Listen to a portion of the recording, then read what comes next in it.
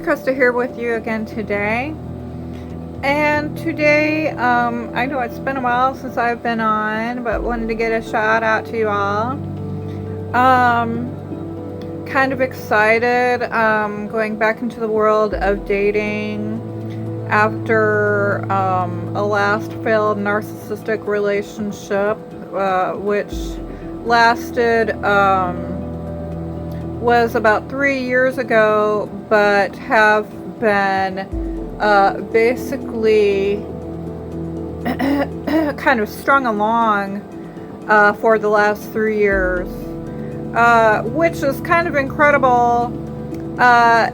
It's almost like the addiction again taking hold, and the trauma bonding that can be so strong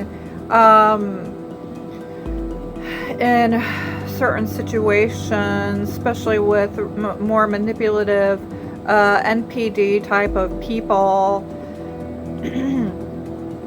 And for me, it's also been kind of all my exes seem to have used as well, either marijuana or something. And I think really sometimes they can string you along even more when they keep that drug, and they can keep you hooked on, even just keep you dangling just like on one little string, and keep you coming back, maybe if it's just once a week, maybe if it's just once a month, or if they totally can hoover you back like a vacuum for a while, play with you some more, or just keep you hanging on while they're going and playing with other women or men, or going back and using like to their gambling again, or their addiction again, or whatever it is, or finding the source of supply elsewhere. They can keep you hooked. I know it's even worse when you're an addict as well, not just of love addiction, like a codependent, an empath type, which we are so much more blind to all the abusive ways that they're using, which I think I'm very grateful today for all the videos that I've watched on YouTube of all these incredible women and men coming together and sharing these stories, and talking about signs and what the narcissist does or is capable of, what they do, and how to fight back against it. I know I talked about this in 2 videos ago about anger, using DBT skills, mindfulness skills, but for me, I know that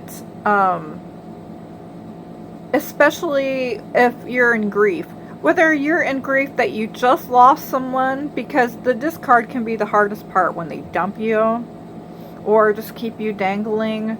It can really just twist and screw with your heart, and you stay in these levels of grief. And you can continue this grief cycle for a lot longer than it should in a normal ending of a relationship. It's just one of their manipulative tactics, control tactics, just to play with you like cat and mouse. And who knows with whoever else they're doing this to. But if they're like have another woman that they're with, or man that they're with, if they've chosen to move or go on into different things with their lives, not to stay in these levels of grief and to move on. And one of I thought was really big for me yesterday was that I was carrying this group of Amish, and it's just basically more cultish like in their religious organizations, where it is all very manipulative, and just kind of like an old dogma type of style of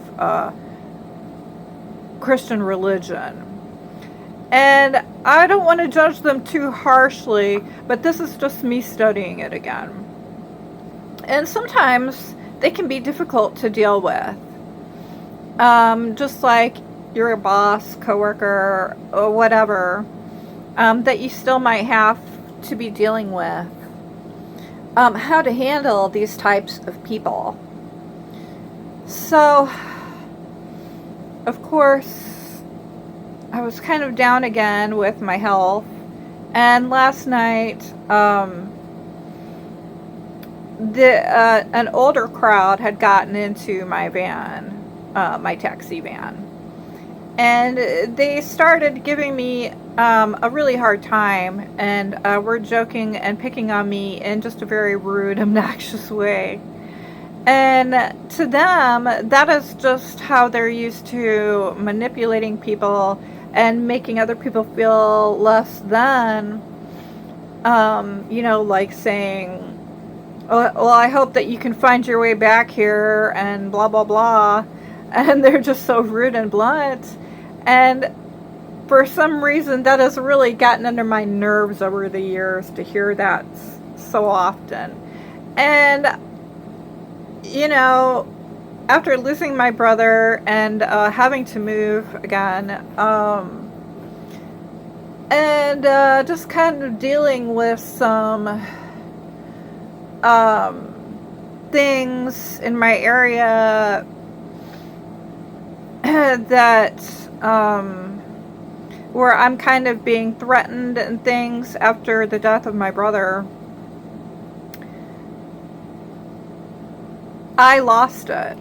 And of course, when you're really, really pounded down with terror or just basically traumas, just repeated traumas, where your family might not be talking to you, that ex might not be talking to you anymore, maybe you've lost everything and everybody, because you're sort of coming up out of this existence where that narcissism was your world. Maybe a lot of friends, associates, co-workers or whatever were more in this narcissistic type world where material roles,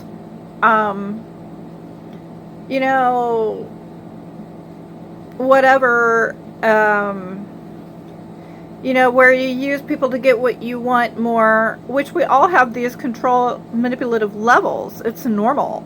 But when, it's bad, you have to take different measures. So, whether you're coming out of a world like this or not, it can make people can provoke you even worse when you're leaving that. And whether it's like a group of people that you drank with, it could be family, whatever it is, where they're mad because you're breaking free from that, or basically they're just casting you out.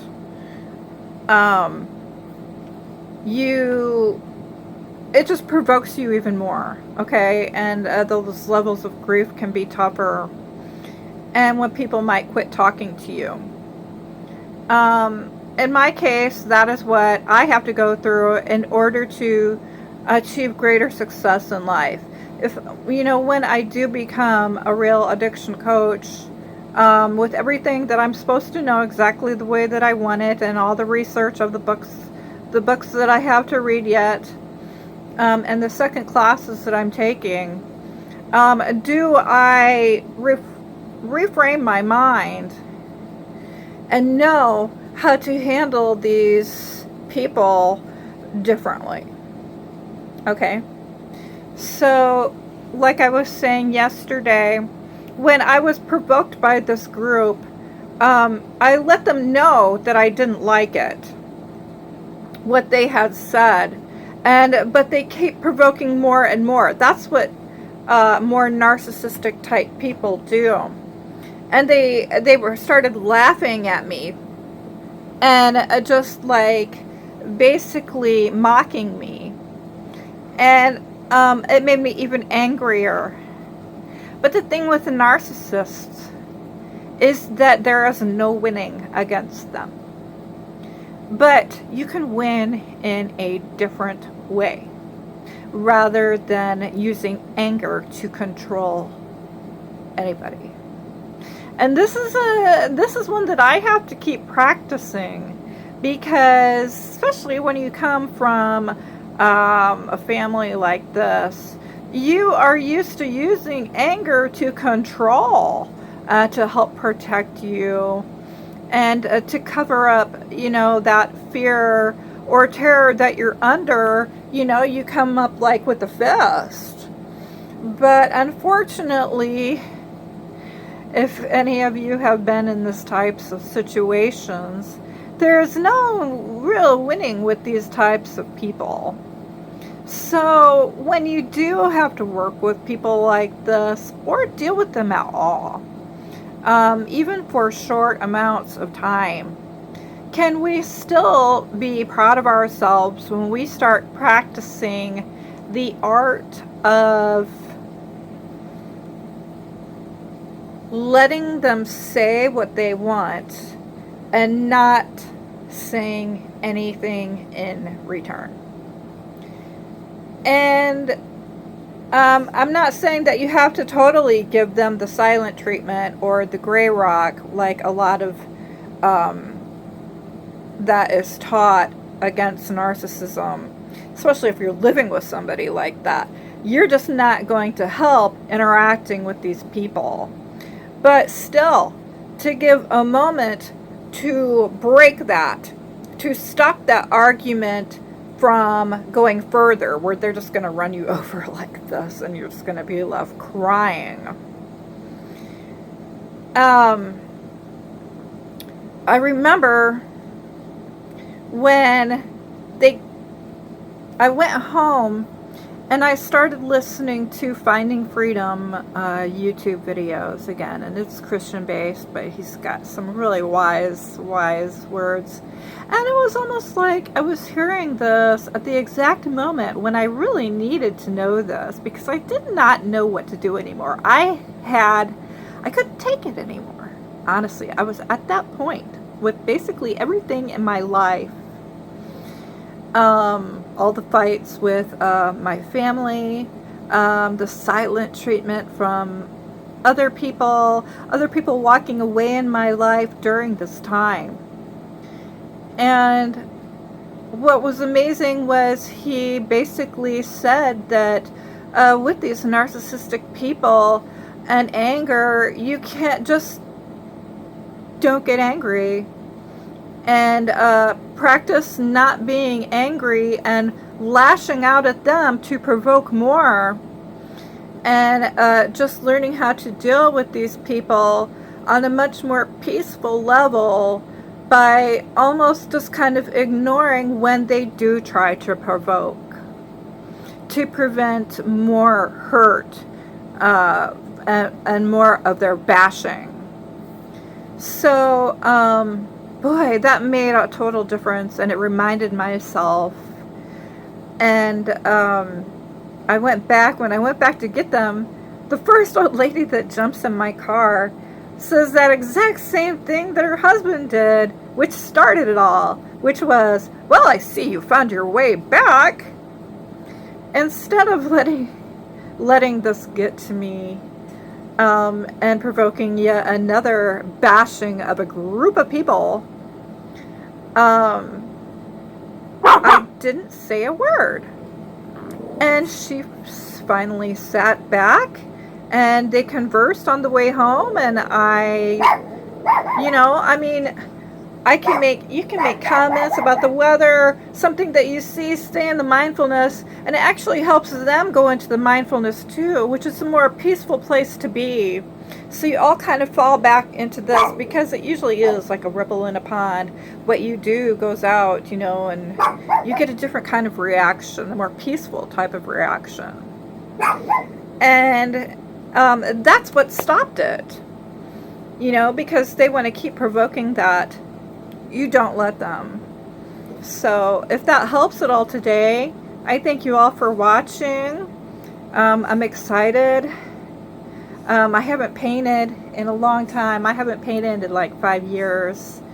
I reminded myself, looking at a class on Facebook, a painting class, that because I am an ultimate artist, a painter, was to, instead of staying in Blasville, surrounded by trying to escape from people that are no longer acceptable to me because I'm placing some boundaries, to make my life more miserable. Instead, you have to grasp at things that you do love to do again and bring them back.